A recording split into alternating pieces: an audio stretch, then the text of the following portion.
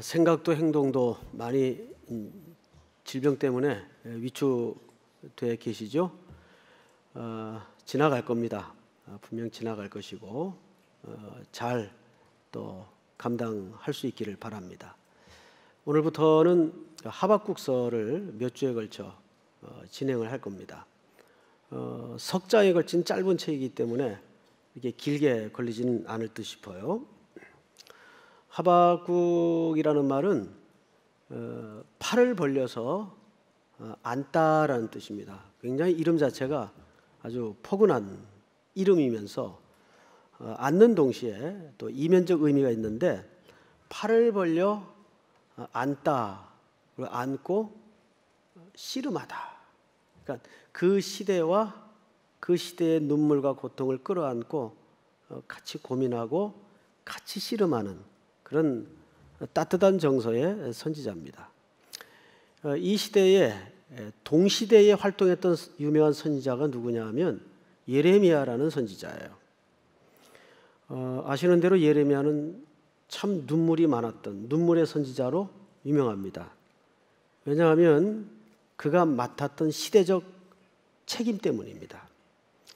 정말 나는 아이 같고 입술도 둔하고 더더군다나 그 사람들을 향해서는 하나님의 말씀을 선포하기도 싫은데 예레미야에게 하나님의 말씀이 강제로 임하세요.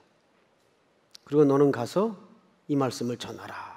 근데 그 말씀의 내용이 봄바람 같은 따뜻하고 용기 있고 격려의 말씀 같으면 누군들 가기가 불편하겠습니까? 근데 담아진 내용이 재앙과 저주와 경고를 전하라는 내용이에요. 그 시대가 그만큼 패역했어요. 그래서 우리가 자막의 본문을 통해서 한번 그 압축된 대표적 구절 하나를 보도록 하죠. 그때는 9째 달이라 왕이 겨울 궁전에 앉았고 그 앞에는 불피운 화로가 있더라. 시작. 여호와가 서로 쪽을 남북하며 왕이 먼저 칼로 그릇을 여호와 앞에요 화로 불에 던져서 두루마리를 모두 태웠더라. 이게 이 당시 왕이 한 짓입니다. 하나님의 말씀이 담긴 또 이 말씀의 내용은 아까도 말씀드렸지만 재앙과 저주에 가까운 그런 징계성 말씀이에요. 그걸 읽을 때마다 왕이 겸허히 받아들이질 않고 그거를 면도칼로 쭉쭉 찢어서 겨울에 따뜻하라고 피워놓은 화로에다가 던지는 겁니다. 이때가 하박국이 예레미야가 활동하던 시대예요. 왕과 그의 신하들이 이 모든 말을 듣고도 두려워하거나 자기들의 옷을 찢지 아니하였고 시작. 엘라반과 들라야와 그마랴가 왕께 두루마리를 불사르지 말도록 아뢰어도 왕이 듣지 아니하였으며 철저히 하나님의 말씀이 무력화되고 무시되던 시대. 26절 같이 읽습니다. 시작. 왕이 왕의 아들 여라무엘과 아스리엘의 아들 스라야와 압디엘의 아들 셀레미야에게 명령하여 서기관 바룩과 선지자 예레미야를 잡으라 하였으나 여호와께서 그들을 숨기셨더라. 이런 시대였어요. 이런 시대에 예레미야는 경고와 재앙을 전달하는 역할을 했다면 하박국은 그 시대의 고통을 끌어안고 씨름하는 역할을 맡았습니다. 그러면서 오늘 3장 전체에 걸쳐서 하박국은 크게 세 가지 질문으로 시작합니다. 첫째 질문이 뭐냐면 왜 하나님의 백성은 고난을 당하는가? 아마 이 주제는 인류 보편적 가치요 가장 인류가 공통으로 안고 있는 큰 어느 누구도 비껴설 수 없는 주제일 겁니다. 고난의 문제는 이 시대도 마찬가지였겠죠. 왜 하나님의 백성, 특별히 하나님의 백성이 고난을 당하는가? 그래서 그 고난의 문제를 가지고 온 시대가 부르짖어요. 소리 높여 부르짖는데 두 번째 질문이 뭐냐면 왜 기도는 응답되지 않는가? 왜 기도는 응답되지 않는가? 그리고 세 번째는 더더군다나 하나님을 알지 못하는 악인들은 왜 득세하고 형통하는가? 이것이 예레미야가 안고 있었던 큰 시대적 질문이었어요. 도무지 세상 돌아가는 꼴을 보면 이해가 안 되는 겁니다. 그래서 오늘 이제 본론으로 들어가 봅시다.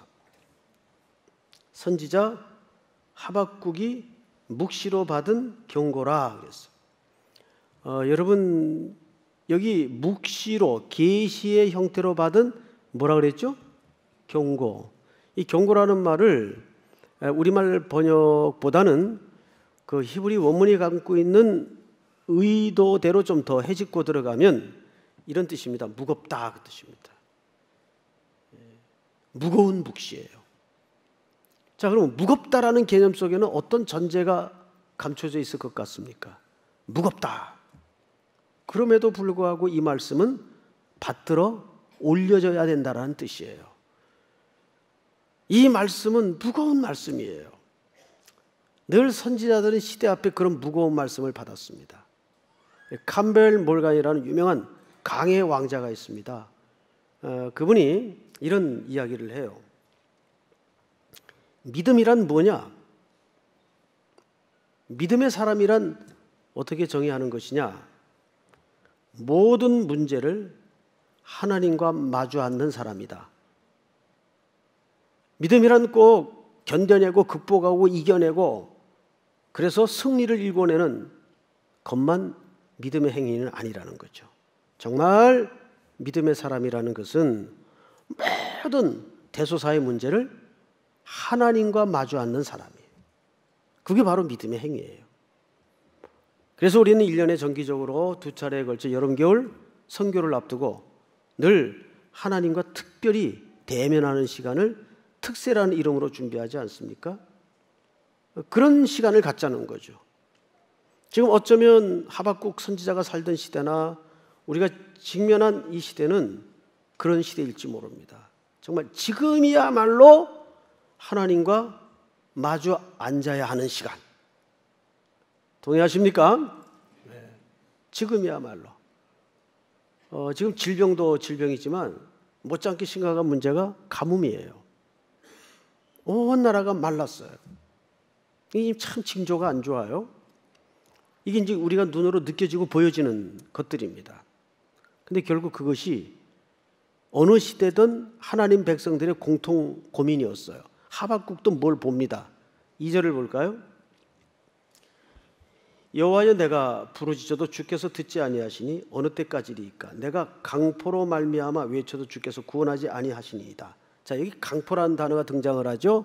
부수고 빼앗고 착취하다, 허물어뜨리다, 이런 종합적인 개념을 담은 단어가 강포라는 단어입니다.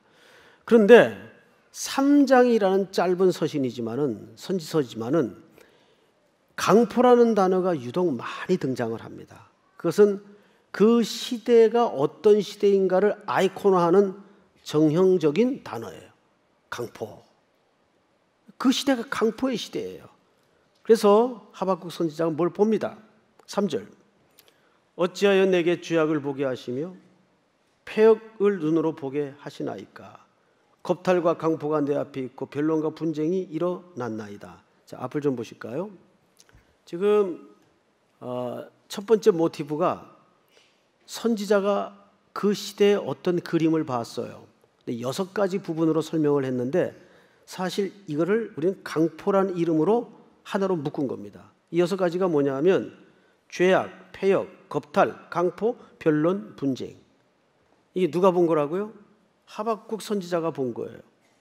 육신의 눈으로 지금 느낀 겁니다.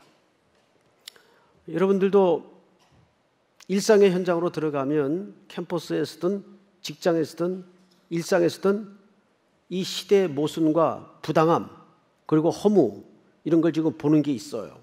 그거는 느낌이면서 동시에 팩트, 사실입니다. 이 선지자도 그것을 봤어요. 근데 그러한 일들이 왜 벌어졌는가를 4절에서 이유를 이렇게 대답합니다. 4절 한번 같이 읽겠습니다. 시작. 여러분의 율법이 해이하고 정의가 전혀 시행되지 못하오니 이는 악인의 의를 어리쌌으므로 정의가 급게 해하여지니이다. 아멘. 3가지가 마비가 됐죠. 율법의 마비, 정의의 마비, 그리고 선지자들이 하나님의 말씀을 선포하는 일들이 끊어졌어요. 전부 마비된 겁니다. 이 하나님의 말씀의 궁극적인 마비가 시대의 이런 불편한 모습을 드러냅니다. 근데 그것을 선지자가 본 거예요. 왕이 화롯불에다가 말씀을 찢어서 던지는 시대예요. 이것이 선지자가 본 겁니다. 그리고 그것을 하나님 앞에 이렇게 절규하는 거예요. 왜 나로 하여금 이 꼴을 보게 합니까? 그 뜻입니다. 왜 나로 하여금 이런 꼴을 보게 합니까? 그런데 놀랍게도 오늘 말씀의 초점은 하나님께서 그렇게 비명을 지르고 아우성치는 질문하는 선지자를 향해서 그가 보았다는 모티브를 그대로 이용해서 다른 얘기를 하십니다. 5절을 보세요. 여호와께서 이르시되 너희는 여러 나라를 보고 또 보고 놀라고 또 놀랄지어다. 자, 여기 하나님께서도 뭘 보여주신대요. 그리고 내가 뭘 보여줄 텐데 너 그거 보면 놀라고 또 놀랄 것이다. 그 다음 절 볼까요? 6절 같이 한번 읽겠습니다. 시작. 내가 사납고 성급한 백성 곧 땅이 넓은 곳으로 다니며 자기의 소유가 아닌 거처들을 점령하는 갈대아 사람을 일으켰나니. 갈대아 사람은 어디 사람을 얘기하냐면 바벨론 사람을 얘기합니다. 지금 유다가 처한 지독한 그 위기가 뭐냐 하면 내부적 위기도 위기지만은 외부적으로는 국제 정치학상 애굽이 바벨론에게 점령을 당했어요. 그리고 그 애굽에 눌려 살던 유다도 이제 그 바벨론에 의해서 먹히기 직전 턱 밑까지 와 있는 겁니다. 군대가. 그 사람들이 갈대아 사람들이에요. 하나님이 이 사람들을 일으키겠대요. 왜 그런지 모르겠어요. 이건 마치 엎친 데 덮친 것이고 아주 죽으라고 확인 사살을 하는 듯한 느낌을 지울 수가 없어요. 지금 이거를 재구성해 보면 이렇게 된 겁니다. 하박국 선지자가 이 세상에 돌아가는 이 고통스럽고 불편한 모습을 보면서 왜 나로 하여금 이 꼴을 보게 하십니까? 봤다고 얘기를 했어요. 근데 하나님은 사실 이렇게 얘기하는 겁니다. 너 제대로 본 거냐? 너 똑바로 본 거냐? 네가 본 게 다가 아니다.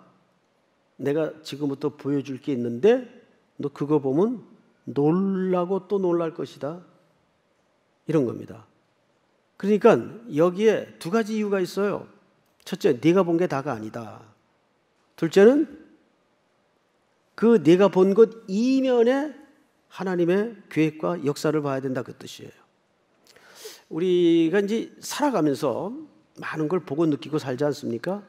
그런데 사람이 역시 유한한 존재라 봤다는 것 때문에 진실을 놓칠 때가 많아요. 사실은 차라리 안 봤으면 진실에 더 접근할 수 있는 용이한 경우가 많은데 내가 눈으로 느낌으로 느꼈고 봤다는 것 때문에 그만 확실한 자기 편견에 붙들려서 그걸 주관화시키는 경우들이 있어요.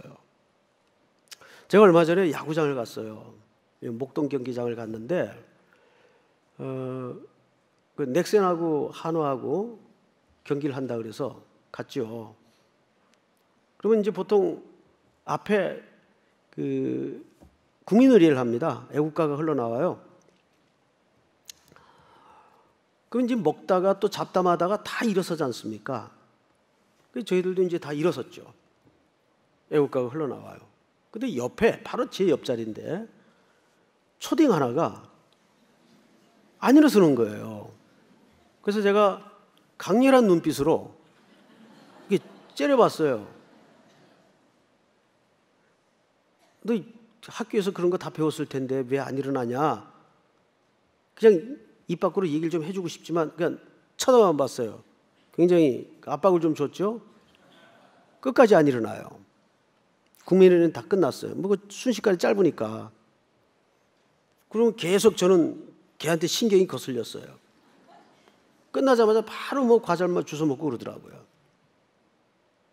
그런데 그 뒤에 얼마 떨어지지 않는 위치에 아빠가 앉아 있었던 모양이죠. 아빠가 얼른 애국가가 끝날 때 오더니 아이를 마치 무슨 애기 다루듯 뭐 먹여주고 챙겨주고 난리가 난 거예요. 그래서 참 별나다 싶었는데 순간적으로 보니까 아이가 불편한 아이예요. 불편한 아이예요. 그러니까 제가 순간적으로 봤다는 게 전부가 아니었어요. 그래서 순식간에 후회를 하고 너무 그 아이한테 내가 미안하더라고요. 예. 그렇다고 뭐 걔를 붙들고 내가 사실은 너 이렇게 생각했었는데 뭐 그럴 수는 없잖아요. 예. 그래서 굉장히 좀 미안한 마음을 가지고 경기를 내내 봤습니다. 아이가 많이 좀 보니까 불편하더라고요. 이게 사람이 과연 자기가 눈으로 보고 사는 게 전부일까? 아니란 말이죠. 저도 설교자로서 많은 실수를 해요. 그 팩트가 사실인 줄 알고 인용을 해요. 그러면 우리 청년들 가운데 금방 문자가 와요. 목사님 그거 몇 년 전에 허위 사실로 드러났습니다. 사실 그거 고맙죠. 고맙죠. 그럴 땐 굉장히 고맙죠. 바로 고쳐줬으니까. 자, 그런데 우리가 이런 유형의 실수를 너무나 많이 하고 살아갑니다. 하박국 선지자도 그 시대에 죄악도 보고 폐역도 보고 겁탈도 보고 강포도 보고 변론도 보고 분쟁도 봤어요. 근데 하나님은 그렇게 왜 이 꼴을 보게 합니까? 라고 아우성치는 하박국에게 하박국 네가 본 게 정말 옳게 본 거냐? 첫 번째 이걸 묻는 거예요. 두 번째는 내가 진짜 보여줄 게 있는데 그걸 보면 놀라고 또 놀랄걸? 그러니까 팩트 넘어 하나님의 역사에 눈을 열라 그 뜻이에요. 우리 지난주 이사야 6장의 글을 통해서도 뭘 봤죠? 입 가진 사람마다 저주를 쏟아내고 절망을 쏟아내고 어두운 말을 쏟아내고 살았던 그 시대예요. 그런데 성전에 앉아서 이사야가 하늘 높이 둘린 보좌에 하나님의 경영과 통치에 눈이 열어지자 제일 먼저 고백했던 게 뭡니까? 화로다 화로다 나여 망하게 되었도다 나는 입술이 부정한 자라. 오늘 하박국 선지자에게 하나님은 바로 그 얘기를 하고 싶은 거예요. 자, 그래서 성경을 한번 보십시다. 6절. 그 갈대아 사람들의 상황이 어떤가 하면 그들은 무섭고 두렵고 무서우며 당당함과 위엄이 자기들에게서 나오며 그들의 군마는 표범보다 빠르고 저녁 이리보다 사나우며 그들의 마병은 먼 곳에서부터 빨리 달려오는 마병이라 마치 먹이를 움키려 하는 독수리의 나름과 같으리라. 바벨론 군대를 이렇게 묘사를 합니다. 자, 여러분 이제 앞을 좀 보십시다. 그러면 하나님께서는 안 그래도 아사 직전에 있는 이 유다 백성들을 향해서 그들에게 어떤 반전의 메시지라든지 희망의 메시지를 주시는 것이 아니라 그런 그림을 보여주는 게 아니라 묵시를 통해 예언케 하시는데 더 엄청난 재앙이 외부에 의해서 들이닥칠 것을 경고하고 있어요. 그리고 머지않아 이 역사는 그대로 실현이 됩니다. 이거 하나님의 백성의 입장에서 선뜻 이해가 될까요? 이해가 안 되죠. 자, 그래서 마틴 로이드 존스라는 유명한 그 강해자가 있는데 그분 하박국서 글에 보니까 이 부분에 대해서 4가지로 결론을 내렸습니다. 우리 그것을 자막을 통해 한 번씩 확인을 좀 해보십시다. 첫 번째, 한번 같이 읽어볼까요? 시작. 역사는 하나님의 주권 아래 있다. 이거는 굉장히 중요한 기초인식입니다. 역사는 하나님의 주권 아래 있다. 그러니까 하나님이 이 갈대아 백성을 일으켜 유다를 뒤집어 엎어야 이 백성의 죄가 끝이 납니다.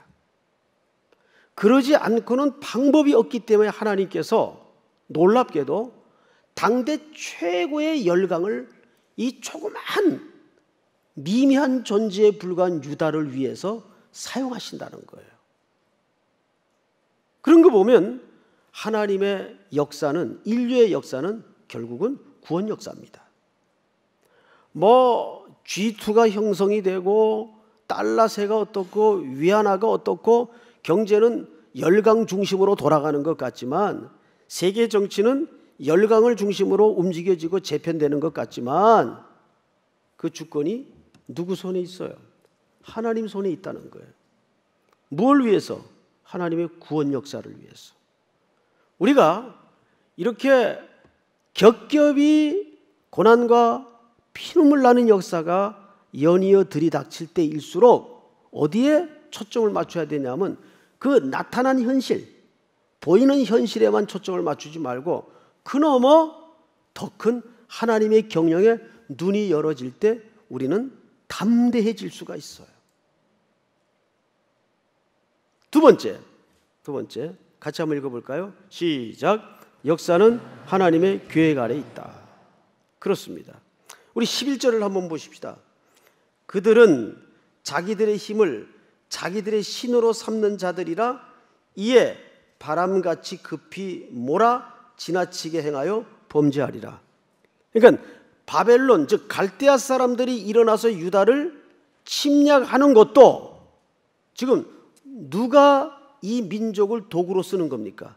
하나님이 바벨론 민족을 하나님의 사랑하는 백성들을 위해서 도구로 쓰는 것에 불과하다고요. 주권이 하나님에 있고 계획이 하나님께 있다는 겁니다. 따라서 세 번째, 어떻게 흘러갈 것인가? 같이 한번 읽겠습니다. 시작. 역사는 하나님의 시간표대로 움직인다. 저는 이 사실을 믿습니다. 역사는 하나님의 시간표대로 움직여 간다는 거죠. 그래서 우리가 소소한 일에 일희일비할 거 없어요. 결국 하나님의 시간표대로 역사는 흘러갈 것입니다. 우리가 조금은 미시적인 안목의 삶도 필요하겠으나 하나님의 주권 아래서 거시적인 안목을 갖는 것이 신앙생활에 큰 용기가 될 때가 너무나 많아요. 지금 특세가 맞춰지면 곧 선교가 시작이 될 텐데 이제 몇 주 안 남았어요.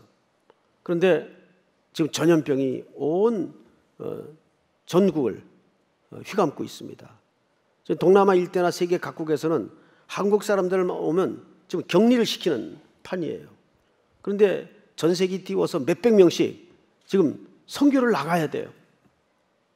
우리 교회도 이번 주 안에 이 시급한 문제를 결정을 해야 됩니다.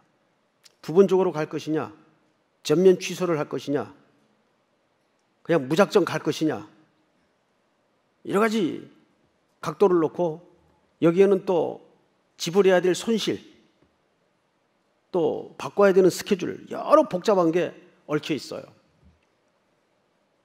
그래서 차짓하면 그 디테일한 문제에 우리가 매달릴 수가 있어요. 그런데 우리는 결국 하나님의 시간표는 무엇인가? 여기에 우리가 기도하는 차원에서 새벽을 맞아야 돼요.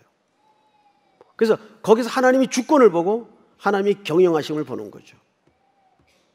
우리의 모든 삶의 방향과 결정은 그 시간에 맞춰야 돼요. 땅끝까지 이르러 내 증인이 되라는 주님의 유언 같은 그 명령 앞에 어떻게 이 땅의 현실을 지혜롭게 헤쳐나갈 것인가? 쉽지 않은 가주예요. 그래서 마지막 네 번째로 한번 보십시다. 자막을 보세요. 같이 한번 읽을까요? 시작. 인간의 역사는 하나님의 나라의 역사와 불가분의 관계가 있습니다. 무슨 얘기냐면 이 인류 속에 일어나는 모든 시간표는 결국 하나님의 생명 구원하심에 연결되어 있습니다. 저는 그렇게 믿습니다. 그건 제 개인적인 확신이 아니라 성경의 이야기예요. 대제국마저도 하나님의 백성을 구원하기 위해서 하나님은 도구로 쓰실 수 있는 분입니다. 믿습니까?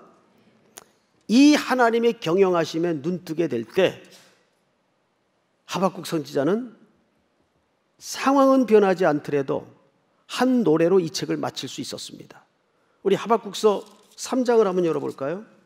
유명한 시가 거기에 담겨져 있는데 16절, 내가 들었으므로 내 창자가 흔들렸고 그 목소리로 말미암아 내 입술이 떨렸도다. 무리가 우리를 치러 올라오는 환난 날을 내가 기다림으로 썩이는 것이 내 뼈에 들어왔으며 내 몸은 내 처소에서 떨리는도다. 지금 얼마나 지독한 염려를 앞에 맞이하고 있는가를 읽을 수가 있죠. 그런데 17절을 볼까요? 시작. 비록 무화과 나무가 무성하지 못하며 포도나무에 열매가 없으며 감람나무에 소출이 없으며 밭에 먹을 것이 없으며 우리의 양이 없으며 외양간에 소가 없을지라도. 같이 읽습니다. 나는 여호와로 말미암아 즐거워하며 나의 구원의 하나님으로 말미암아 기뻐하리로다. 할렐루야.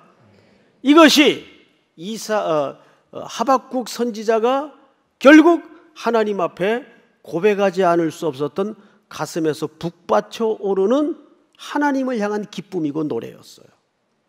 이 노래를 이 고난의 시대를 살아가는 우리 모든 성도들에게 여전히 하나님은 준비하시고 노래케 하시는 주님이신 줄을 믿으시기 바랍니다.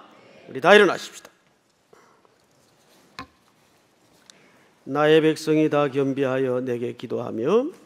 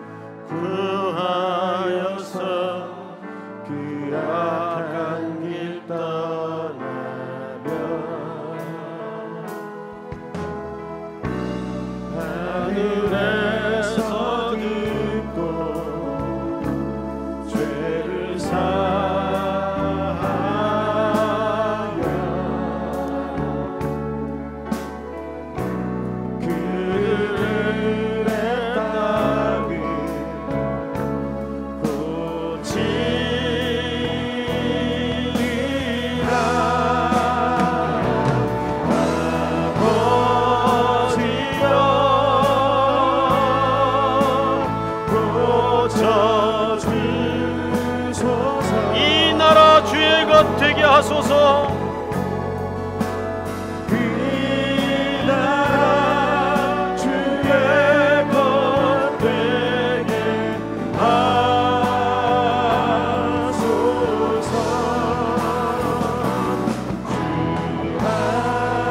하나님 간절히 기도하오니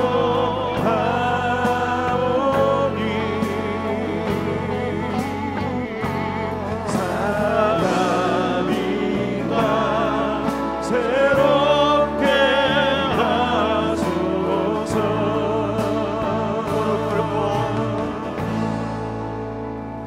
무릎 꿇고 다 겸비하여 주께 기도하리. 주의 얼굴을 구하여서 그 악한 길 떠나리. 주님의 자비로 죄를 사하며 주님의 자비로 죄를 사하여 주님의 자비로 임하소서. 주님의 자비로 임하소서.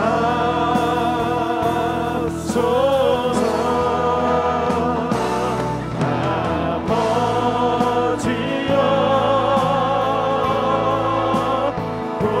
고쳐주소서.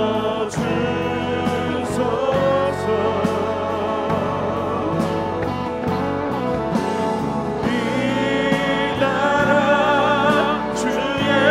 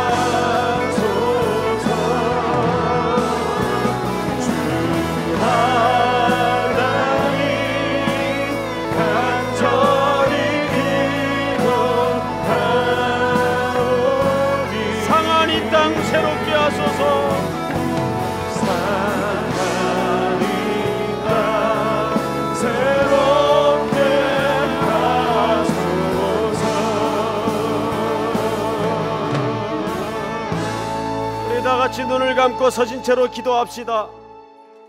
아무리 메르스가 창궐할지라도, 온 땅에 기근이 임할지라도 여전히 하나님은 살아계셔서 이 역사의 주관자가 되시며 하나님의 계획을 따라 하나님의 시간표대로 인류의 구원을 위해서 여전히 열심히 통치하시고 경영하시는 분이심을 믿습니다. 오늘도 우리 입술에 결국은 노래케 하실, 찬송케 하실 그 하나님 앞에 우리가 직면한 이 시대의 고난을 끌어안고 내려놓고 간절히 한번 기도합시다. 하나님, 이 질병을 통치하시고 다스려 주시고 제어하여 주시옵소서. 이러한 일들 때문에 하나님의 명령, 선교의 명령이 죽어지지 않도록 도와주시고 위축되지 않도록 인도하여 주시옵소서. 담대하게 하나님의 복음을 증거하는 일에 나팔수로 나갈 수 있도록 인도하여 주시옵소서. 우리 주여 한번 물은 다음에 남은 특세 일정과 또 이 메르스 질병으로 고통당하고 있는 백성들을 위해서, 남은 선교 일정을 위해서 우리 주여 부른 다음에 기도합니다. 주여!